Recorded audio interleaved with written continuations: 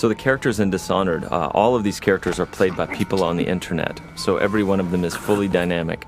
The other thing about it is the models actually age over time. So if you waited long enough behind this guard, he would actually die of old age. I think there are like 700 ways to get inside that building. The thickness of the air is simulated. We believed it's one of those things that players feel and they really like.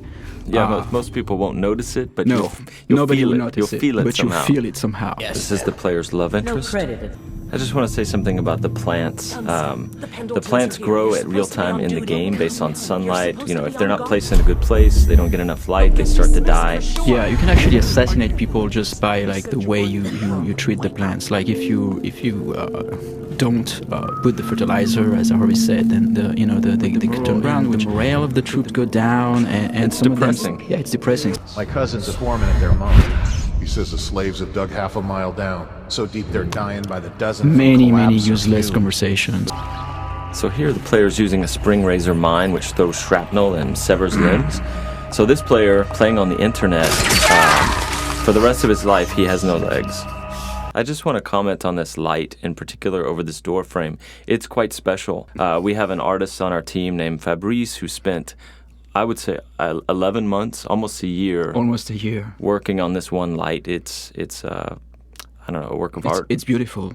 Every AI that you did something bad to, if it survived, it will come back at you, maybe even on the next game. Like we have this thing where we save on your profile exactly what you did, and like if an NPC is survived something, then he tells his friends, and then this other NPCs like come and get you, even in a different game. And if he doesn't, his children do. So here the player is going to possess the target next to the courtesan for the oddest three-way that has ever been in a video game. You can possess doors, and so in this case you can just play as a door for the rest of the game, which some people find very fun.